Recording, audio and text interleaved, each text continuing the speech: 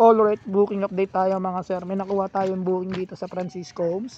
Isang rehistro lang po siya, naka-priority. Papunta siya ng Talipapa. Part of Novaliches pa rin po siya.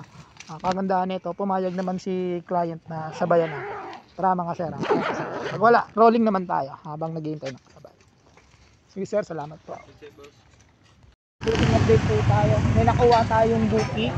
Pare San Jose. Isang Fairview, isang Talipapa. Pareha siyang priority. 170 plus 140 plus. Yung 140 plus na priority natin, mag-a-addition daw si sir kasi sa patos na. Tara mga sir, biyahe tayo.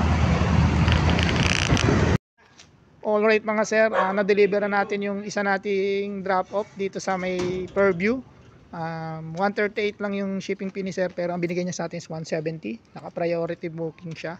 Sapatos yung dineliver natin. Ngayon naman mula dito 4 km na lang papuntang Talipapa, dun sa second drop-off natin na ORCR ng motor. Tara mga sir, biyahe natin. 180. Okay na. Alright mga sir, na-deliver na natin yung booking natin dito sa Talipapa. Magiging negative tayo, hindi tayo nakapag-cap up, kaya hindi muna natin siya finish, pero na-capture na natin siya. Kukuha muna tayo ng booking bago natin siya i-finish. Tara mga sir, biyahe tayo.